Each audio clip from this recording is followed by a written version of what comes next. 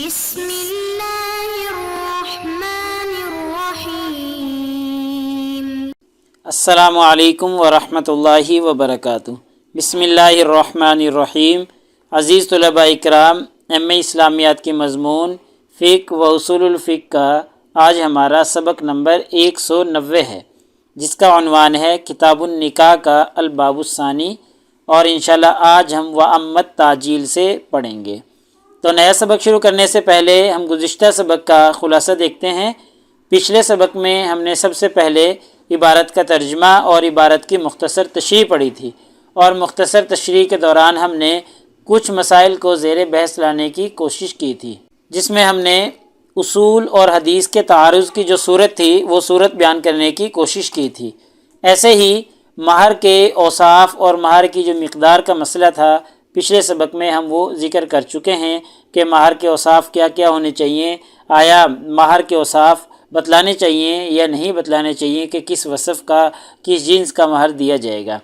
ایسے ہی اس مسئلے میں فقہا کا اختلاف تھا کہ مہر کے اوصاف کے بارے میں، تو اس اختلاف کی ہم نے پچھلے سبق میں وضاحت کر دی تھی، اور ایسے ہی پچھلے سبق میں ہم اختلاف کا سبب بھی جان چکے ہیں کہ مہر کے اوصاف کے بارے میں فقہا کا جو اختلاف ہے اس کا اصل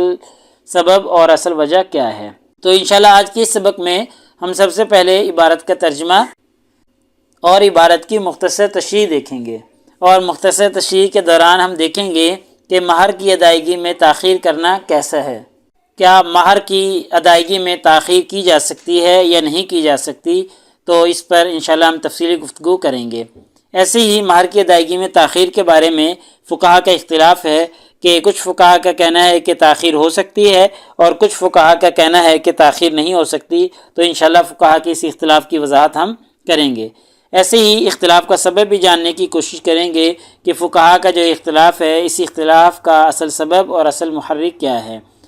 اور ایسے ہی وجوب مہر کا وقت کیا ہے کہ آدمی کے اوپر، شوہر کے اوپر مہر کس وقت واجب ہوتا ہے، آیا نکاح ہوتا ہے تب واجب ہو جاتا ہے، یا خلوت صحیحہ سے واجب ہو جاتا ہے، یا ہم بستری اور دخول کرنے سے واجب ہوتا ہے، کس صورت میں واجب ہوتا ہے، تو اس مسئلے پر انشاءاللہ ہم تفصیلی روشنی ڈالنے کی کوشش کریں گے۔ تو چلیے دیکھتے ہیں آج کی ہماری عبارت ہے وَأَمَّا التَّعْجِيلُ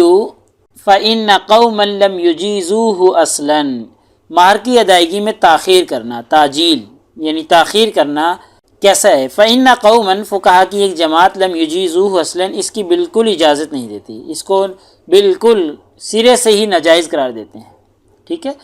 وَقَوْمٌ، اور فقہا کی ایک جماعت، اجازوہ، اس کی اجازت دیتے ہیں، وہ اس کو جائز قرار دیتے ہیں۔ تو دو گروہ ہو گئے کہ ایک جماعت کے نزدیک تو اصلاً جائز ہی نہیں ہے تاخیر کرنا، اور ایک کے نزدیک مطلقاً جائز ہے۔ وَاسْتَحَبُّ، اور مستحب یہ ہے کہ ان یقدم شیئا منہ اذا اراد الدخول، کہ ہم بستری سے پہلے مہر ادا کر دیا جائے، جب دخول کا ارادہ کیا جائے تو دخول کے ارادہ سے پہلے مہر ادا کر دینا، واستحب، یہ مستحب ہے، ٹھیک ہے۔ دخول سے پہلے ہم بستری سے پہلے مہر کی ادائیگی یہ مستحب ہے۔ وہ مذہب مالک، یہ امام مالک رحمہ اللہ کا مذہب ہے۔ والذین اجازوا التعجیل منہم من لم یجزہ الا لزمن محدود۔ یہاں سے اسی مسئلے کی آگے مزید وضاحت ہو رہی ہے کہ جن فقہا نے تاخیر کو درست قرار دیا ہے، والذین، وہ فقہا، اجازوا تعجیل، جنہوں نے تعجیل کو، تاخیر کو جائز قرار دیا ہے، تو ان میں سے من لم یجزہ، بعض فقہا نے جائز قرار نہیں دیا، الا لزمن محدود، صرف محدود مدت تک تاخیر کرنے کی اجازت دی ہے،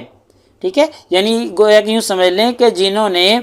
اجازت دی ہے انہوں نے بھی، سب نے اجازت نہیں دی، بلکہ کچھ فقہا نے یہ کہا ہے کہ ایک محدود مدت تک تو تاخیر کرنا جائز ہے، اس سے آگے تاخیر کرنا جائز نہیں ہے۔ تو والذین اجازوا التعجیل، وہ فقہا جو تعجیل کی اجازت دیتے ہیں، تاخیر کرنے کی اجازت دیتے ہیں، ان میں سے بعض صرف محدود مدت کے لیے اس کو جائز قرار دیتے ہیں۔ وقدر هذا البعد،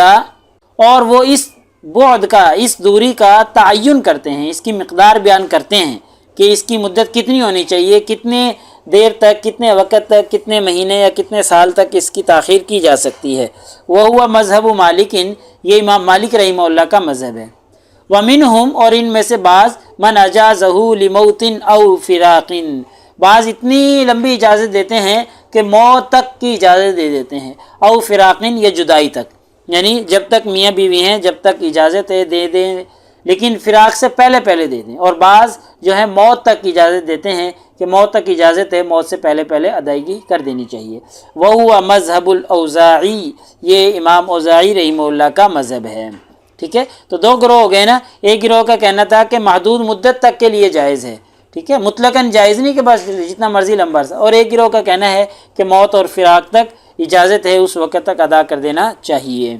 اب یہ اختلاف ہو گیا نا، تو ابھی وسبب اختلافہم، یہاں سے مصنف اختلاف کا سبب بیان کر رہے ہیں کہ حل یشبہ النکاح البیع فی التعجیل او لا یشبہ، کہ نکاح کو بیع کے مشابہ قرار دیں تاخیر میں، او لا یشبہ، یا اس کے مشابہ یہ نہیں ہے۔ ٹھیک ہے، نکاح جو ہے، نکاح میں مہر کو مؤخر کرنا، تاخیر سے ادائیگی کرنا، یہ بیع کی طرح ہے، او لا یشبہ، یا بیع کے مشابہ نہیں ہے۔ فمن قال یشبہ، وہ فقہا جو اس کو بیع کے مشابہ قرار دیتے ہیں تو وہ کہتے ہیں لم یجز التعجیل لموت او فراق، موت اور جدائی تک تاخیر کرنا جائز نہیں ہے۔ ٹھیک ہے، یعنی وہ تو اس کو بیع کی طرح قرار دیتے ہیں نا، جب بیع کی طرح، تو بیع میں جو ثمن ہوتا ہے وہ موت اور فراق تک اس کی تاخیر نہیں ہو سکتی کہ جی اس وقت تک ادائیگی کرنا چاہیں تو کر دیں۔ ومن قال، اور وہ فقہا جو کہتے ہیں لا یشبہ، یہ بیع کی طرح نہیں ہے، اجاز ذالک، وہ اس کی اجازت دیتے ہیں۔ ومن منع التعجیل فلکونہ عبادۃ، اور وہ فقہا جو تعجیل کو بالکل ہی منع کر دیتے ہیں کہ تاخیر ہو ہی نہیں سکتی، فلکونہ عبادۃ، وہ اس کو عبادت کا درجہ دیتے ہیں۔ جیسے عبادت میں، نماز میں، روزے میں تاخیر نہیں ہو سکتی، ایسے ہی پھر مہر میں بھی تاخیر نہیں ہو سکتی۔ تو یہ تینوں اختلاف کی وجوہات انہوں نے بیان کر دی ہیں۔ جو اس کو بیع کے مشابہ قرار دیتے ہیں وہ ان کو کہہ دیتے ہیں کہ جی پھر موت تک، فراق تک اس کی تاخیر نہیں ہو سکتی، اور جو اس کو بیع کی طرح قرار نہیں دیتے وہ اس کی اجازت دیتے ہیں کہ جی ہو سکتی ہے، اس وقت تک اجازت ہے، موت تک، فراق تک تاخیر ہو سکتی ہے۔ اور جو اس کو عبادت کا درجہ دیتے ہیں تو وہ کہتے ہیں کہ پھر بھائی بالکل ہی تاخیر نہیں ہو سکتی، جیسا کہ ہم نے پیچھے پڑھا تھا لم یجیزو، اصلاً پہلا ہی مسلک تھا کہ وہ قطعاً اس کی اجازت نہیں دیتے۔ کیوں نہیں دیتے؟ کیونکہ یہ عبادت ہے، اور جب عبادت ہے تو عبادت میں تاخیر نہیں ہو سکتی۔ آگے الموضع الثانی فی تقرر جمیع الصداق للزوجۃ، یہاں سے مصنف دوسرا عنوان ذکر کر رہے ہیں۔ ہم نے پیچھے پڑھا تھا کہ الفصل الثالث جو ہے اس کے 6 عناوین بنائے تھے مصنف نے، تو یہاں سے الموضع الثانی دوسرا موضوع شروع کرنے لگے ہیں۔ دوسرا عنوان وہ ہے وجوب مہر کا وقت، یا بیوی کو مہر ادا کرنے کے وقت کا تعین، کہ کس وقت ادا کیا جائے گا۔ ٹھیک ہے، فی النظر فی التقرری، کس وقت ادا کیا جائے گا، اس کا تعین کب ہوگا، یہ انشاءاللہ آج کے اس موضوع ثانی میں مصنف ذکر کریں گے۔ تو دیکھیں، واتفق العلماء، علماء کا اس بات پر اتفاق ہے کہ ان صداق یجب کلہ بالدخول او الموت،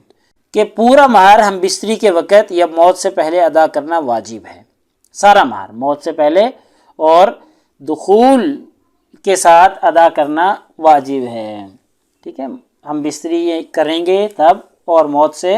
پہلے پہلے ادا کر دینا لازم ہے اور واجب ہے، اس پر سب کا اتفاق ہے۔ وَأَمَّا وُجُوبُهُ كُلُّهُ بِالدُّخُولِ، ہاں یہاں سے یہ بات ہے کہ ہم بستری سے پہلے پورے مہر کی ادائیگی واجب ہونے کی جو دلیل ہے وہ کیا ہے؟ فَلِقَوْلِهِ تَعَالَى، اللہ تعالیٰ کے یہ فرمان ہے وَإِنْ أَرَدْتُمُ اسْتِبْدَالَ زَوْجٍ مَّكَانَ زَوْجٍ وَآتَيْتُمْ إِحْدَاهُنَّ قِنْطَارًا فَلَا تَأْخُذُوا مِنْهُ شَيْئًا، کہ اللہ تعالیٰ فرما رہے ہیں کہ اگر تم ایک بیوی کی جگہ دوسری بیوی لانے کا ارادہ رکھتے ہو تو خواہ تم نے اسے ڈھیر سارا مال ہی کیوں نہ دیا ہو، تو لہٰذا اس سے کچھ بھی واپس نہ لو۔ لا تاخذوا منہ شیئا، کچھ بھی واپس نہ لو۔ اب دیکھیں، اب اللہ تعالیٰ فرما رہے ہیں کہ تم نے اسے جتنا بھی مال دیا ہے مہر کی صورت میں، اس سے واپس بالکل بھی نہ لو۔ تو اس کا مطلب یہ ہے کہ موت سے پہلے پہلے ادا کر دینا مہر واجب ہوتا ہے۔ وَأَمَّا وُجُوبُهُ بِالْمَوْتِ، اور جو موت تک اس کا وجوب ہے، فلا اعلم الان فیہ دلیلا مسموعا، مصنف کہہ رہے ہیں کہ مجھے اس کے بارے میں کوئی سماعی دلیل نہیں مل سکی، الا انعقاد الاجماع علی ذلک، ہاں مگر اس پر اجماع موجود ہے، ٹھیک ہے، ہاں اس پر اجماع موجود ہے کہ جی موت سے پہلے پہلے ادا کر دینا واجب ہے۔ ہاں سارا مہر ادا کر دینا کا جو وجوب ہے اس کی دلیل وَإِنْ أَرَدْتُمْ اسْتِبْدَالَ الزَّوْجِ، یہ ہم نے دیکھ لی ہے، ٹھیک ہے۔ تو لہٰذا آپ دیکھیں نا، اس میں اللہ تعالیٰ نے کہا مال ڈھیر سارا ادا کیا ہو، تو اس کا مطلب ہے کہ سارا مہر ادا کیا ہو تو پھر اسے واپس نہ لیا جائے۔ تو سارا مہر ادا کرنا دخول کے وقت اور موت سے پہلے پہلے یہ واجب ہے، اس پر تمام فقہاء کرام کا اتفاق ہے۔ آگے دیکھیں، واختلفوا، یہاں سے اختلافی مسئلہ بیان ہو رہا ہے کہ حل من شرط وجوبہ مع الدخول المسیس ام لیس ذلک من شرطہ، کہ اس میں تو پیچھے اتفاقی مسئلہ ہو گیا تھا، اب اس میں اختلاف ہے کہ آیا ہم بستری کے وقت مہر کی ادائیگی واجب ہونے میں باقاعدہ جماع شرط ہے یا نہیں ہے، ٹھیک ہے، یعنی جو حل من شرط وجوبہ، کیا یہ جو مہر کا وجوب ہے اس کے لیے شرط ہے دخول یعنی جماع کرنا، یہ شرط ہے، ام لیس ذالک من شرطہ، یا یہ شرط نہیں ہے،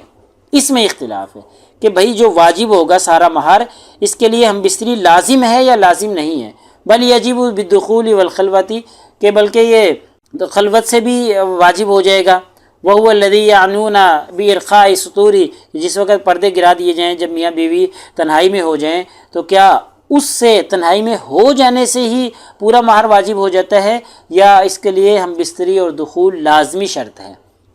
تو کیا ہے اس میں، یہ اختلافی مسئلہ ہے۔ تو اب دیکھیں فقہا کے اقوال، فقال مالک، امام مالک رحمہ اللہ، امام شافعی رحمہ اللہ، امام داؤد ظاہری رحمہ اللہ فرماتے ہیں لا یجب بارخاء السطور الا نصف المہر ما لم یکن المسیس،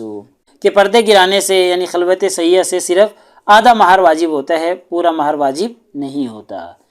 لم یکن المسیس، جب تک کہ جمع نہ ہوا ہو اس وقت تک نصف ہی مہر واجب ہوگا، پردے وغیرہ گرانے سے خلوت ہونے سے پورا مہر واجب نہیں ہوگا۔ وقال ابو حنیفہ، امام ابو حنیفہ رحمہ اللہ فرماتے ہیں یجب المہر بالخلوۃ نفسها، خلوت صحیحہ ہونے کی وجہ سے صرف پورا مہر واجب ہو جائے گا، الا ان یکون محرما، ہاں اگر شوہر جو ہے وہ محرم ہو، احرام کی حالت میں ہو، یا مریض ہو، یا وہ رمضان کے روزے رکھے ہوئے اس نے ہو، او کانت المرأۃ حائضا، یا عورت جو ہے وہ حائضہ ہو، پھر خلوت ہو گئی ہو، تو پھر پورا مہر واجب نہیں ہوگا، پھر نصف مہر ہی واجب ہوگا، ٹھیک ہے۔